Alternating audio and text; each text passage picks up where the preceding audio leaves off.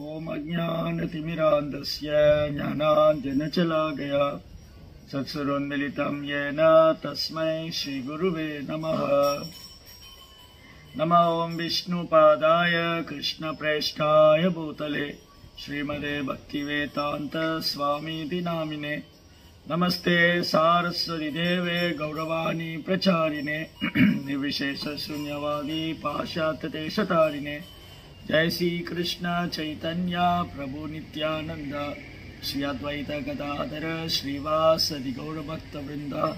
हरे कृष्णा कृष्ण कृष्ण हरे हरे, हरे राम राम राम हरे हरे। हरे कृष्णा பக்தர் எல்லாருக்கும் என்னுடைய இனிமையான காலை வணக்கம். இன்றைய ஜபா செஷன்ல வந்து கலந்துருக்கிற எல்லா பக்தர்களுக்கும் என்னுடைய பணிவான நமஸ்காரம். ரொம்ப ஒரு அற்புதமான வாய்ப்பு. தமிழ் கீதை மூலமா பக்தர்கள் சங்கத்தோட யாத்திரை போற இருக்கிறோம். அயோத்தியா, காசி, பிரயாகா எல்லாம் ரொம்ப பாக்கியம் பண்ணியிருக்கோம் இந்த மாதிரி புனித ஸ்தலங்களுக்கு போகிறது. அப்போ இன்னைக்கு நம்ம வகுப்புல காசி மகாத்மியம், காசி யாத்திரை, தீர்த்த யாத்திரை. தீர்த்த யாத்திரைனாலே நம்மளை புனிதப்படுத்தக்கூடியதான், பியூரிஃபிகேட்டரி ப்ராசஸ். பல்வேறு புனிதப்படுத்தக்கூடிய முறைகளில் தீர்த்த யாத்திரை ஒன்று.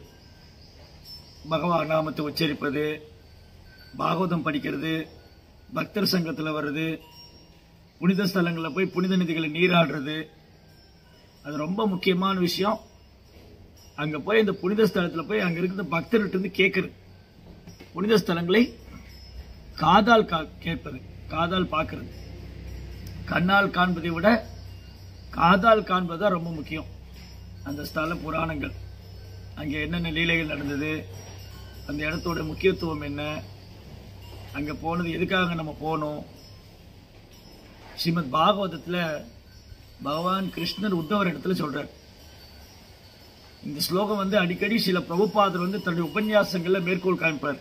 எப்பெல்லாம் பிரபுபாதர் உபன்யாசம் கொடுக்குறாங்களோ பெரும்பாலும் இடங்கள்ல இந்த ஸ்லோகத்தை வந்து அவர் மேற்கோள் காண்கிறார். யஷ்யாத்ம புத்தி குணப்பே திரிதாதுகே ஷலிக்கலஷ்னா இசு பௌம இச்சதி தீர்த்த புத்தே கலிலேன ஹரிகிஷித் ஜனேஷு அவிக்னேஷு சயேவ கோகரா. யார் வந்து தன்னை இந்த உடல் நினைச்சுக்கிறாங்களோ, நான் தான் இந்த உடல், யார் ஒருத்தர் வந்து தன்னை இந்த உடல் நினைச்சுக்கிறாங்களோ, யஷ்யாத்ம புத்தி குணப்பே திரிதாதுகே. இந்த உடம்பு வந்து 3 விதமான தாது பொருட்களால் ஆனது. கபவாதம், பித்தம், ஒரு பை தான், அவ்வளோதான், ஒரு பேக் மாதிரி தான். அப்போ யாரா தன் இந்த உடலோட அடையாளப்படுத்தினாங்க அப்படின்னா, யஷ்யாத்ம புத்தி குணப்பே திரிதாதுகே சலிக்கலக்ஷா இசு பௌம இச்சதி. நான் பிறந்த இந்த பூமி வந்து அது வழிபாட்டுக்குரியது, என்னுடைய பூமி, இது ஏன் நிலம், ஏன் நாடு, என்னுடைய நாடு அப்படின்னு நினைக்கிறவங்க. என் தீர்த்த புத்தி கலிலேன ஹரிகிச்சு. தீர்த்த யாத்திரை போய் சும்மா குளிச்சுட்டு மட்டும் வந்தாங்க. அங்கே போய் குளிச்சுட்டு மட்டும் வந்தாங்க அப்படின்னா அவங்க வந்து மாடோடு கழுதையோடு ஒப்பிடுறாங்க. அவங்கள வந்து மாடோடு கழுதையோடு ஒப்பிடுறாங்க. அதனால தீர்த்த யாத்திரையுடைய முக்கிய நோக்கமே வந்து அந்த புனித ஸ்தலங்களுடைய மகாத்மியத்தை நம்ம கேட்கணும். புனித ஸ்தலத்துடைய மகாத்மியத்தை கேட்டு அந்த தீர்த்த யாத்திரையுடைய பர்பஸ், தீர்த்த யாத்திரை நோக்கம் என்னன்னா நமக்கு சாதுக்களுக்கு சேவை பண்ற பாக்கியம். சாதுக்களுடைய சங்கம், பக்தர்கள் சங்கம், பக்தர்கள் சங்கத்தோடு சேர்ந்து நாம சங்கீர்த்தனம், நாம ஜபம், நாம சங்கீர்த்தனம், அதுக்கப்புறம் பக்தர்களுக்கு சேவை பண்ற பாக்கியம். அவங்க கிட்ட இருந்து அந்த புனித ஸ்தலத்தை கேட்பது, அதை காதால் கேட்டு அனுபவிக்கிறது, இதுதான் ரொம்ப முக்கியம். இது வந்து தூய்மைப்படுத்தும். இது எதை தூய்மைப்படுத்தும் அப்படின்னா, நமக்கு 2 சரீரம் இருக்கு. இது வந்து ஸ்தூல சரீரம், இது பஞ்சபூதத்துல நிலம், நீர், நெருப்பு, காற்று, ஆகாயம். இதுக்குள்ள இன்னொரு சரீரம் வந்து சூட்சம சரீரம். சூட்சம சரீரம் கண்ணுக்கு புலப்படாது, மனம், புத்தி, அகங்காரம். அப்ப தீர்த்த யாத்திரை போய் அந்த புனித ஸ்தலங்கள்ல சாதுக்கள் இருந்து அந்த மகாத்மியத்தை கேட்பதாலும் அந்த புனித ஸ்தலங்கள் நீராடுவதாலும் என்ன ஆயிடுது, நம்ம சூட்சம சரீரம், மனம், மனதில் இருக்கிற அழுக்குகள்லாம் போகும். மனதில் இருக்கிற தீர்த்தம் அப்படின்னாலே தூய்மைப்படுத்துறது தான் தீர்த்தம். அதான் தீர்த்த யாத்திரை, புனித ஸ்தலங்களுக்கு போறது. அப்போ இந்த காசி பத்தி சொல்லும்போது காசி மகாத்மியம், எண்ணற்ற புராணங்கள்ல பன்னெடும் காலமாக நினைவு கெட்டாத நாட்களிலிருந்தே காலத்திலிருந்தே வரலாற்று சிறப்பு மிக்க ஸ்தலம். ரொம்ப பெரிய பாக்கியம். காசியை பத்தி சொன்னா, காசியை பத்தி பேசுறவங்க, கேட்கிறவங்க, நினைக்கிறவங்க, அங்க போய் தரிசனம் பண்றவங்க எல்லாருமே புனிதம் அடைகிறாங்க. என்ன காசின்னு சொல்லும்போது முன்னெல்லாம் காசிக்கு போறேன்னு சொல்லுவாங்க, அவ்வளவுதான். ஒரு குடும்ப கடமையெல்லாம் முடிச்சு வச்சுட்டு தன் பிள்ளைகளை கல்யாணம் பண்ணி வச்சுட்டு பசங்க ஒரு நிலைமைக்கு வந்த உடனே அது குடும்ப தலைவனும் குடும்ப தலைவி, கணவன் மனைவி 2 பேர் காசி யாத்திரை போயிடுவாங்க. காசிக்கு போறேட்டு தான் போவாங்க, போயிட்டு வர நிலை இல்லை. இப்பெல்லாம் நம்ம காசிக்கு அயோத்தியா, பிருந்தாவன், துவாரகா, மதுரா, ஸ்ரீதாம், மாயாப்பூர், ஜெகநாத் பூரி இந்த ஸ்தலங்களுக்கெல்லாம் உடனே போயிட்டு வந்துடலாம். ஃப்ளைட் வசதி இருக்கு, விமானம் மூலமா சென்று வரலாம், ட்ரெயின் இருக்கு, இவ்வளவு வசதி இருக்கு. ஆனா அப்போ பாத யாத்திரையா போவாங்க, பாத யாத்திரை. அப்ப எப்ப போய் சேருவாங்கன்னு தெரியாது, போய் சேர்ந்தாங்களா திரும்ப வருவாங்களா ஒன்றும் தெரியாது. காசி போகணும், கிளம்பிடுவாங்க, அவ்வளவுதான். 25 வயசுல கல்யாணம் ஆகி ஒரு 45 வயசு வந்தோடனே குடும்ப பொறுப்பை தன் பசங்கள்கிட்ட கொடுத்துட்டு அந்த கணவன் மனைவியும் நடந்தே காசிக்கு யாத்திரை போவாங்க. அவ்வளவு புனிதமான ஸ்தலம்.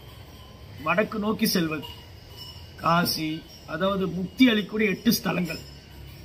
முக்தி அளிக்கக்கூடிய 8 ஸ்தலங்கள்ல ஒன்று காசி. அயோத்தியா, மதுரா, காசி, ஹரித்வார், அப்புறம் காஞ்சி, அவந்திகா, ஜெகநாதபுரி, துவாரகா. இந்த 8 முக்தி அளிக்கக்கூடிய 8 ஸ்தலங்கள்ல ஒன்று. இந்த மனித வாழ்க்கையே நம்மளை பிறப்பு இறப்பந்து விடுவிச்சுக்கிறான். அதனாலதான் வேத காலத்துல என்ன பண்ணாங்க, குடும்ப பொறுப்பெல்லாம் முடிச்ச உடனே பிள்ளைகள்கிட்ட பொறுப்பை விட்டுட்டு இந்த கணவன் மனைவி தீர்த்த யாத்திரை, புனித ஸ்தலங்களுக்கு யாத்திரை போவாங்க. 50 வயசுக்கு மேல கணவன் மனைவியிட்டிருந்து விலகி அவர் சன்னியாசம் எடுத்துக்குவார். இதுதான் வேத கால வாழ்க்கை. சரி, இப்போ இந்த காசி மகாத்மியம். காசிக்கு பல்வேறு சிறப்புகள் உண்டு, பல்வேறு திருநாமங்கள் உண்டு. காசி, வாரணாசி, பெனாரஸ், மாதிரி பல சிறப்பு பெயர்கள். வாரணாசி, வரன் அசி, வரன் அசி 2 நதிகள், 2மே கங்கையோட கிளை நதிகள். வரன் என்று அழைக்கக்கூடிய நதியும் அசி என்று அழைக்கக்கூடிய நதி 2மே கங்கையோட கிளை நதிகள். இந்த 2 நதிக்கரையில் அமைந்த ஒரு அழகான நகரம் தான் வாரணாசி. அதனாலதான் வாரணாசின்னு பேர்.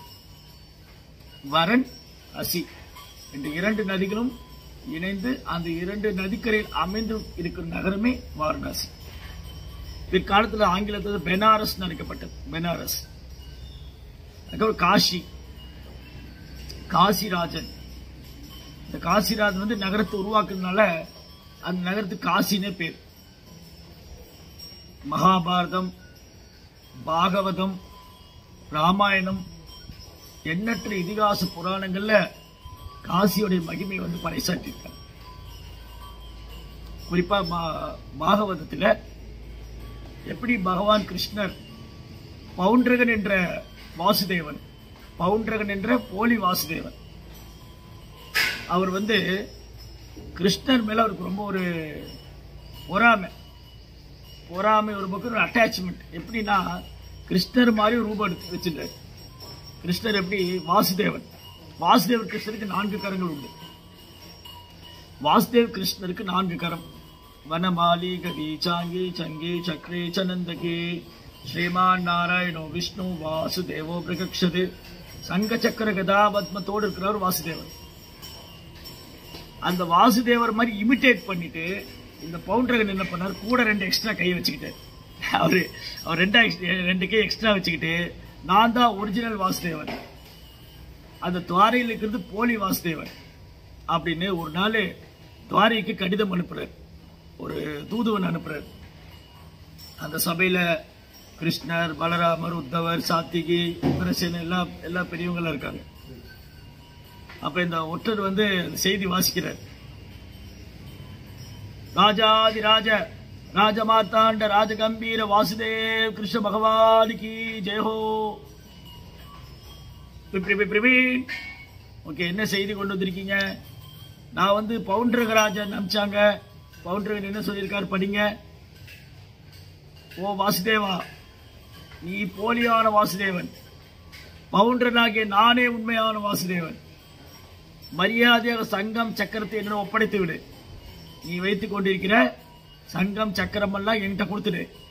இல்லாட்டி நான் உன் நாட்டின் மேல் படையெடுத்து நீ துர்மரணம் அடைவாய், அகால மரணம் அடைவாய், நான் உன்னை கொன்று விடுவேன் அப்படின்னு செய்தி எடுத்தாரு. அதை படிச்ச உடனே, அதை கேட்ட உடனே பாறைகள் எல்லாம் விழுந்து விழுந்து சிரிக்கிறாங்க. பாருங்க, இந்த காலத்துல கலியுகத்துல நிறைய பேர் தன்னை கடவுளுடைய அவதாரம், நான் தான் கடவுளுடைய அவதாரம், நான் மகாவிஷ்ணுடைய அவதாரம், நான் வந்து கிருஷ்ணருடைய அவதாரம், நான் ராமருடைய அவதாரம், நான் அம்மாவுடைய அவதாரம், அந்த அவதாரம், சோமினி அவதாரம். இது கிருஷ்ணர் இருக்கும் போதே பண்ணியிருக்காரு. இந்த கலியுகத்தில் இப்படி நிறைய பேர் சொல்றான், பகவான் இந்த லீலை, பகவான் பூமி விட்டு லீலை விட்டு முடிஞ்சு போனதுமே இங்க நிறைய அவதாரம் தோண்டிட்டாங்க. நாளுக்கு நாள் அவதாரம் முளைச்சிக்கிட்டே இருக்காங்க. நேற்று பெயர மலையில மலைச்ச காலம் மாதிரி நாளுக்கு நாள் அவதாரம் வந்துட்டு இருக்காங்க. இது வந்து இன்னைக்கு நேற்று இல்ல, பகவான் இருக்கும் போதே ஒருத்தர் நான் தான் ஒரிஜினல் வாசுதேவன் சொல்லிட்டான். அப்ப அவனை பார்க்கறது கிருஷ்ணருக்கு ரொம்ப ஆர்வம். இன்னும் என்ன மாதிரி இருப்பானாமே இந்த வாசுதேவன் வந்து என்ன மாதிரி வேஷம், பவுண்டரகன் வந்து என்ன மாதிரி வேஷம் போட்டு இருக்கானுங்க. கிருஷ்ணர் பார்க்கறதுக்காக போனார், பவுண்டரகன் பார்க்க போனார். பவுண்டரகனுடைய நண்பன் தான் காசிராஜன், காசி மாநகரத்துடைய தலைவன் காசிராஜன். சோ கிருஷ்ணா பார்க்க போறார் பவுண்டரகனை. கிருஷ்ணா ஒரு செகண்ட் ஆச்சரியப்பட்டார். தோற்றத்துல கிருஷ்ணர் மாதிரியே அழகுபடுத்திட்டு இருக்கா தன்னை. கிருஷ்ணர் மாதிரியே உடல்லாம் வந்து நீல நிறத்துல.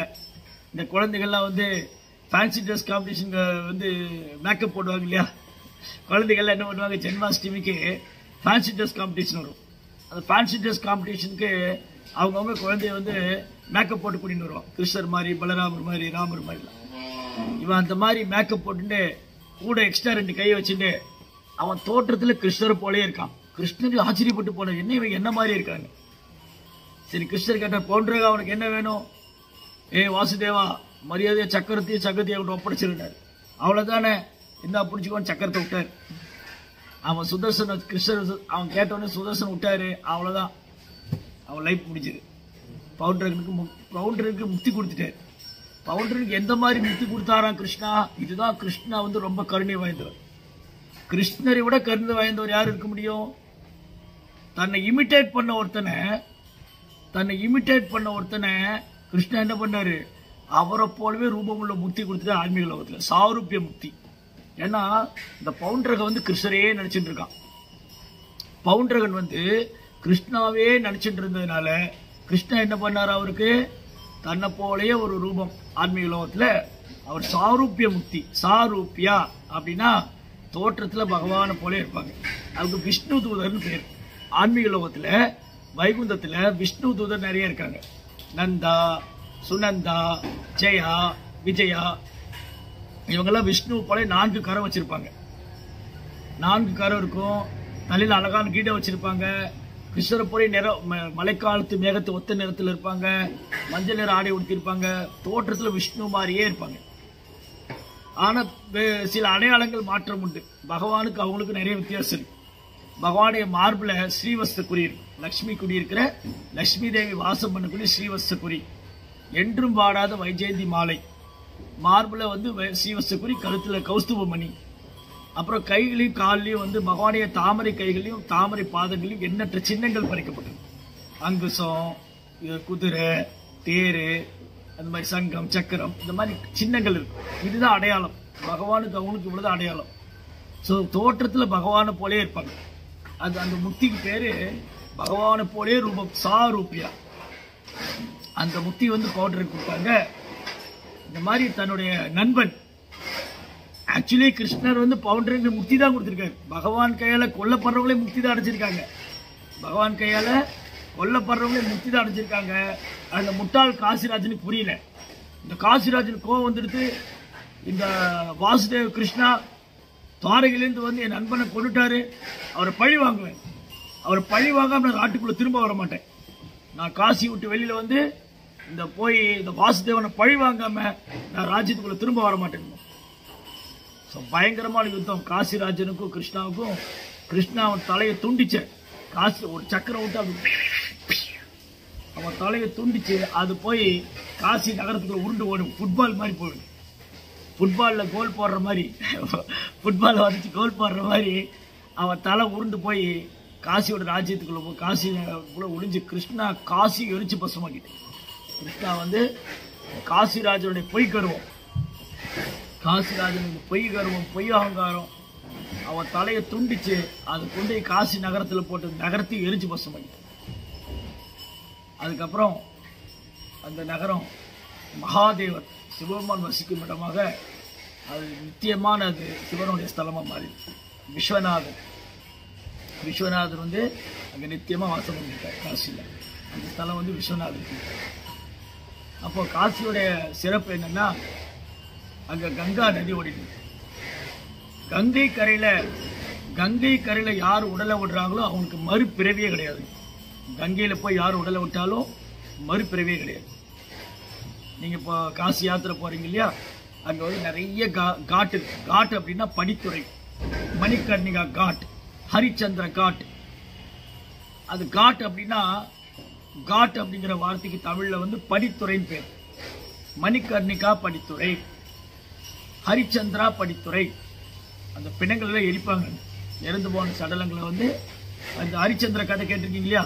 ஹரிச்சந்திரா தன் ராஜ்யத்தில் இழந்து உண்மைக்காக தன் ராஜ்யத்தில் இழந்து அங்கதான் அந்த ஸ்மசானத்தில் வேலை பார்ப்பார், பிணங்களை எரிக்கிறவரா. அது ஹரிச்சந்திரா காட். 24 மணி நேரம் பிணங்களை எரிஞ்சுக்கிட்டே இருக்கு. எண்ணற்ற சடலங்கள் கங்கை கரையில் எரிஞ்சு அந்த சாம்பல்லாம் கங்கையில் போடுவோம். இப்படி கங்கை கரையில் போய் காசியில் உடலை விட்டா மறுபிறவி கிடையாது. அங்க விஸ்வநாதர், விசாலாட்சி, காசி விஷாலாட்சியும் விஸ்வநாதரும் எப்பொழுதும் பகவானுடைய லீலைகளை ஸ்மரணம் பண்ணிட்டே இருக்காங்க. அதுல விஸ்வநாதர் என்ன பண்ணுவாரா, யாராவது காசியில உடலை விட்டா அவங்க காதில் போய் ராமநாமத்தை சொல்லுவாராம். ராமா ராமா ராமா. விஸ்வநாதரே சொல்றதா ஐதீகம். யார் காசியில் போய் உடலை விட்டாலும் அவங்க இடப்புறமா விழுவாங்களாம். காசியில் போய் உடலை விடுறவங்க இடப்புறமா விழ, வழப்புறமா அவங்க காதில் போய் மகாதேவர் ராமா ராமா ராமான் ராமநாமத்தை சொல்லி அந்த ஜீவன்களை பிறப்பு இறப்புங்கிற சக்கரத்திலே விடுவிக்கிறார். பிறப்பு இறப்புங்கிற சக்கரத்திலே விடுவிக்கிறார். ஒரு காலத்துல காசி மாநகரம், வாரணாசி பெரும் பாண்டித்யத்துக்கு பேர் போன இடம். நம்ம கூட கேள்விப்பட்டிருக்க பனாரஸ் யூனிவர்சிட்டி. பனாரஸ் யூனிவர்சிட்டி ரொம்ப ஃபேமஸ், பனாரஸ் பல்கலைக்கழகம். அதுக்கு முன்னாடி வேத காலத்திலிருந்தே காசி மாநகரம் வாரணாசி பாண்டியத்துக்கு புகழ்பெற்ற இடம். வெறும் பண்டிதர்கள், சதுர்வேதி, திரிவேதி, 4 வேதம் கற்றறிந்த வேத விற்பனர்கள், பண்டிதர்கள் வாழ்ந்த ஸ்தலம். ஏற்கனவே ஒரு 500 ஆண்டுக்கு முன்னாடி கூட மதுசூதன் வச்சஸ்பதினு ஒரு பெரும் பண்டிதர். மதுசூதன் வச்சஸ்பதி அவர் சர்வபௌம பட்டாச்சாரியருடைய சகோதரர். சர்வபௌம பட்டாச்சாரியர் யாருன்னா, ஜெகநாத பூரியில சைதன்ய மகாபிரபு ஆசீர்வாதம் பெற்றவர். 500 வருஷத்துக்கு முன்னாடி சைதன்ய மகாபிரபு இந்த பூமியில, பகவான் கிருஷ்ணரே மகாபிரபுவாக சைதன்ய மகாபிரபுவாக இந்த பூமியில அவதாரம் செஞ்ச பொழுது சர்வபௌம பட்டாச்சாரிக்கு ஆசீர்வாதம் பண்ணார். சர்வபௌம பட்டாச்சாரியா ஒரு பெரும் பண்டிதன், பெரும் மாயாவாத பண்டிதர். அவரு மகாபுடைய கருணையால தூய பக்தரானார். அதே போல வாரணாசியில மதுசூதன் வச்சஸ்பதி ஒரு பெரிய பண்டிதர், பெரிய குருக்குள்ளா நடத்திருந்தார். ஜீவகோசாமியில கூட அங்கதான் படிச்சாங்க. அந்த குருக்குள்ள படிச்சு பெரிய ஸ்காலர். எண்ணற்ற பண்டிதர்கள் உருவாக்கக்கூடிய ஸ்தலம் காசி. ஒரு காலத்துல எண்ணற்ற பண்டிதர்கள் உருவாக்கக்கூடிய ஸ்தலமா இருக்கு. அது மட்டும் இல்ல, வாரணாசி காசி ஒரு காலத்துல மாயாவாதத்துக்கு பேர் போன ஸ்தலம். மாயாவாதம் அப்படின்னு சொன்னா பகவானுடைய ரூபத்தை ஏற்றுக்கொள்ள, சச்சிதானந்த ரூபம், கிருஷ்ணருடைய உருவத்தை ஏற்றுக்கொள்ளாம பகவான உருவமற்றவராக பிரம்மமாக வழிபடுறோம். மாயாவாதின்னு சொன்னா பகவான பிரம்மமே உருவானவர், அவர் ஒரு பிரம்மம், கடவுள் ஒரு பிரம்மம், அவருக்கு உருவம் கிடையாது, நானும் பிரம்மம், நான் இந்த உடல் எடுத்துட்டு இருக்கேன், நான் இந்த உடலை விட்டுட்டேன்னா நானும் இந்த பிரம்மம் ஒன்னாயிடுவேன், அப்புறம் நான் வேற இந்த பிரம்மம் வேற இல்லை. இதுதான் மாயாவாதம். மாயாவாதம் என்னது? தன்னையே கடவுளா நினைக்கிறது. இப்ப நான் வந்து வேதத்தில் சொல்லியிருக்கு, வேதாந்த சுத்த முதல் வாக்கியம் அகம் பிரம்மாஸ்மி, நான் இந்த உடல் எல்லாம் பிரம்மம். இந்த பிரம்மம் எங்கிருந்து வந்தது? அந்த பிரம்மத்திலிருந்து வந்தது. சர்வம் கலோ இதம் பிரம்மம், எல்லா பிரம்மத்திலிருந்து வந்தது, எல்லா பிரம்மத்திலும் முடியுது, நானும் அந்த பிரம்மம் ஒண்ணு. இதுதான் மாயாவாதம். நான் இந்த உடலை விட்டா நான் இந்த பிரம்மம் ஒண்ணாயிடும். இப்படி தவறான தத்துவம் மாயாவாதம், அசசாஸ்திரம், உண்மை இல்லாத தத்துவம். ஒரு காலத்துல வாரணாசியில 500 வருஷத்துக்கு முன்னாடி 3 பேர் தவிர அங்கிருந்த ஆயிரக்கணக்கான பேர் மாயாவாதிகள். இந்த ஆயிரக்கணக்கான பேருக்கு தலைவர் வந்து குரு வந்து பிரகாசானந்த சரஸ்வதி. பிரகாசானந்த சரஸ்வதி மாயாவாத சன்னியாசிக்கு ஆயிரக்கணக்கான சீடர்கள். காசி நகரம் மாயாவாதிகளின் தலைநகரமா இருக்கு. மாயாவாதினா யாரு? கிருஷ்ணனுடைய ரூபத்தை ஏற்றுக்கொள்ளாதவங்க, பகவான் ஒரு சாதாரண மனிதனா நினைக்கிறவங்க, தன்னையே கடவுளா நினைக்கிறவங்க. இந்த மாதிரி மாயாவாதி, கிருஷ்ண அபராதி, பகவானுடைய ரூபத்துக்கு அபராதம் செய்யக்கூடிய அந்த மாயாவாதிகளுடைய தலைநகரமா இருந்தது காசி மாநகரம்.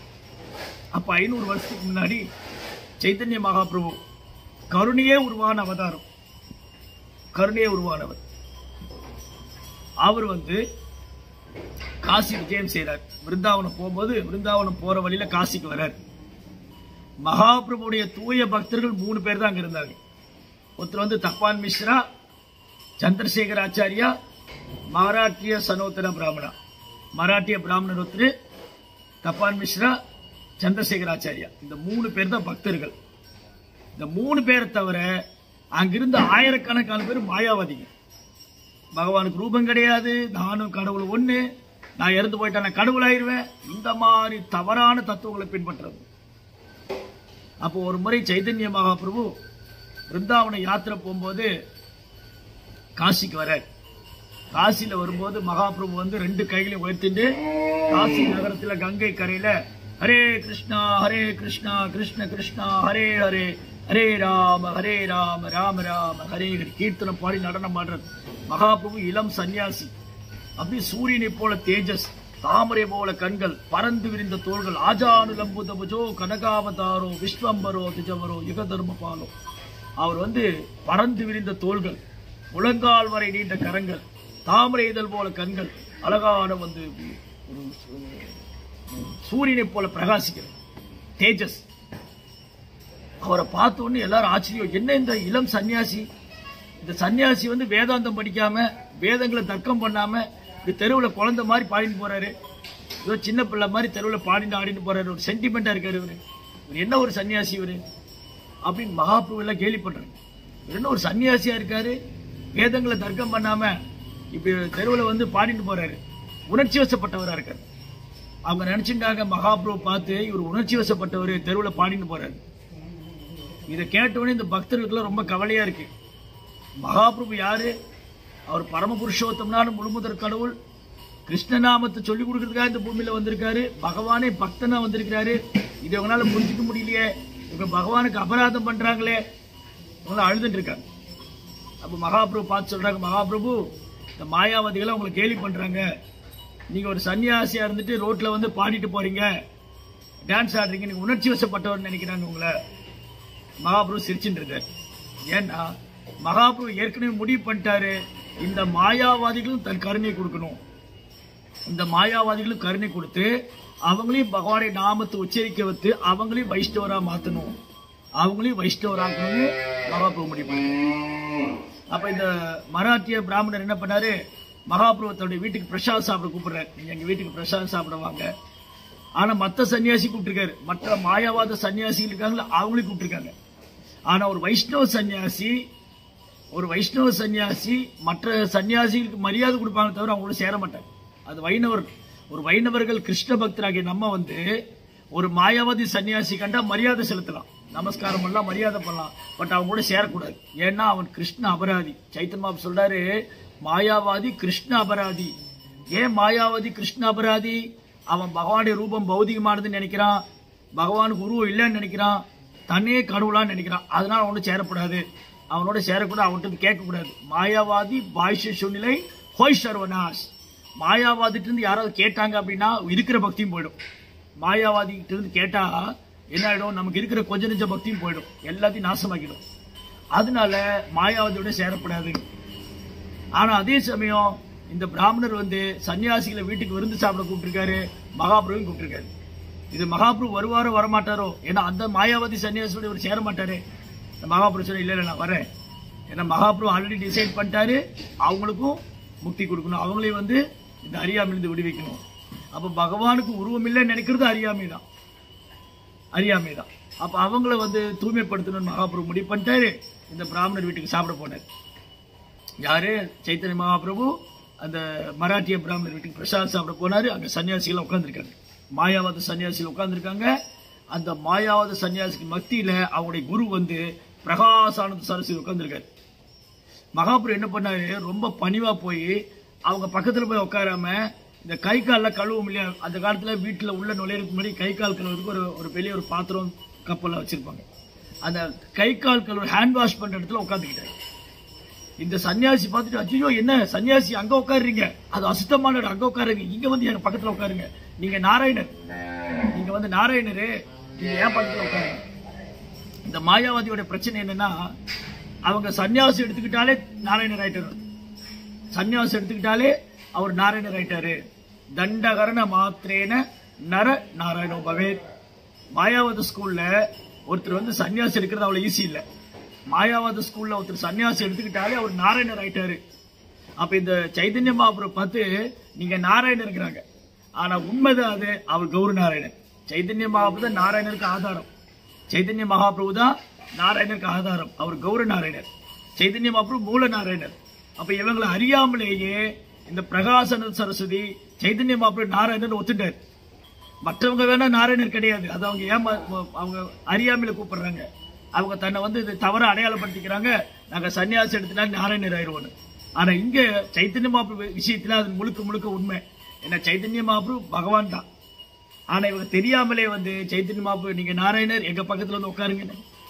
அப்புறம் நீங்க ஏன் வந்து இப்படி ரோட்ல பாடிட்டு எல்லாம் போறீங்க, ரோட்ல வந்து பாடிட்டு ஆடிட்டு சின்ன குழந்தை மாதிரி, இது சின்ன பிள்ளைத்தனமா இருக்கு, இதே ஒரு உணர்ச்சி வசப்பட்டு இருக்கீங்க, நீங்க வந்து எங்க கூட உட்காந்து வேதாந்தம் படிக்க வேண்டாமா, நீங்க எந்த ஸ்கூல்ல சன்னியாசம் வாங்கினீங்க, சன்னியாச குரு யாரு, எங்க நீங்க சன்னியாசம் வாங்கினீங்க, ஏன் நீங்க இப்படி ரோட்ல பாடிட்டு போறீங்க, எங்க பக்கத்துல உட்காருங்க, வேதாந்தம் படிங்க, நம்ம தர்க்கம் பண்ணுவோம். அப்ப மகாபிரபு சொல்லுவாரு, அது பாருங்க, நான் வந்து என் குரு கிட்ட போனேன், என் குரு தீட்சை கொடுக்கும்போது சொன்னாரு, உனக்கு வேதம்லாம் படிச்சா புரியாது, நீ ஒரு முட்டாள், உனக்கு வேதம்லாம் படிச்சா புரியாது, நீ ஒரு முட்டாளு, நீ வந்து ஹரே கிருஷ்ணா மந்திரம் சொல்லுங்க. நானும் அன்னிலிருந்து மந்திரம் சொல்ல ஆரம்பிச்சேன். அந்த நாமத்தை சொல்ல ஆரம்பிச்ச உடனே என்னால என்னை கட்டுப்படுத்திக்க முடியல, என் கல்லிருந்து அழுகழுகா வருது. சில நேரம் அழுகுறேன், சில நேரம் சிரிக்கிறேன், சில நேரம் ஓடுறேன், சில நேரம் மயங்கி விழுந்துடுறேன், எனக்கு என்ன நடந்துன்னே தெரியல. நான் போய் குரு மகாராஜ் கேட்டேன், ஓ குரு மகாராஜ், எனக்கு என்ன மந்திரம் கொடுத்தீங்க, என்னால என்ன கண்ட்ரோல் பண்ண முடியல, எனக்கு அழுகழுகையா வருது, எனக்கு சிரிப்பு சிரிப்பா வருது, என்னால மயங்கி விழுந்துடுறேன், சிலப்ப என்ன பண்றேன்னே தெரியல. அப்ப என் குரு சொன்னாரு, இது நல்ல விஷயம், உனக்கு பகவான் மேல அன்பு ஏற்பட்டிருக்கு, இதுதான் மனித வாழ்க்கையின் குறிக்கோள், மனித வாழ்க்கையில் லட்சியம் கிருஷ்ணன் மேல கலங்கமில்லா அன்பு அடையணும், உனக்கு அன்பு வந்துருது, நீ நாம ஜபிச்சுட்டே இருங்க. அப்ப மகாபிரபு சொல்றாரு, இந்த மாயாவாதம் இந்த தத்துவங்கள்லாம் வந்து ஒண்ணுத்துக்கு உதவாது, அதனால பகவானை நாமம் தான் புனிதமானது. அவர் சைத்தன்ய மகாபிரபு முழுமுதற் கடவுள், அவர் இந்த மாயாவாதி முன்னாடி தன்னை ஒரு ஒண்ணுமே தெரியாத மாதிரி காமிச்சுக்கிட்டார். அவர் குரு முன்னாடி போய் தன்னை முட்டாள் மாதிரி காமிச்சிட்டார்.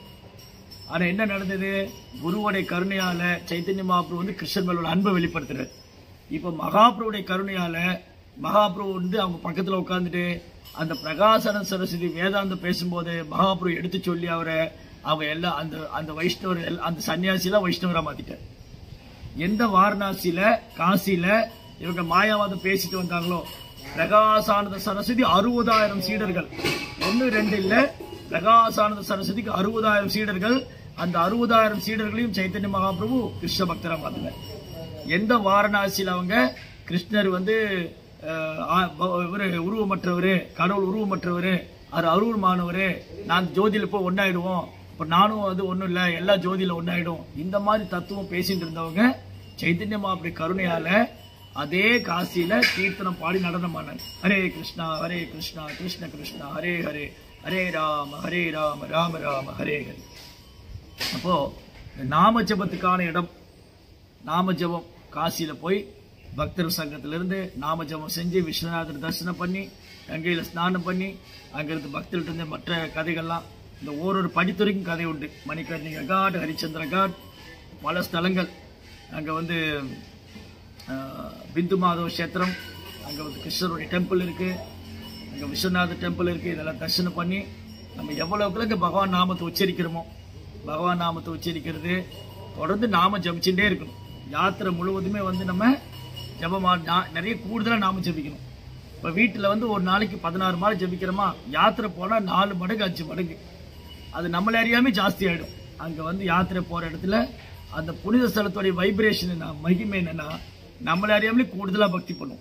அப்போ தீர்த்த யாத்திரை வந்து நமக்கு உற்சாகம் தரும், ஆன்மீக முன்னேற்றம் தரும், நல்ல அனுபவம் தரும், ஆனந்தம் தரும், இது எல்லாமே தரும். இது மெயினாக நமக்கு கிருஷ்ணர் மேலே தூய அன்பு அதிகரிக்கும். அதனால் எல்லா பக்தரும் நல்லபடியாக யாத்திரை சென்று இந்த புனித ஸ்தலங்களை தரிசனம் பண்ணி அங்கே விஸ்வநாதரை ஆசீர்வாதம் பெற்றுட்டு பகவானுடைய கருணையை பெற்றுட்டு வரணும்னு பிரார்த்தனை பண்ணிக்கிறேன். ஹரே கிருஷ்ணா. ஜெய் ஸ்ரீல பிரபுபாத் கி ஜெய்.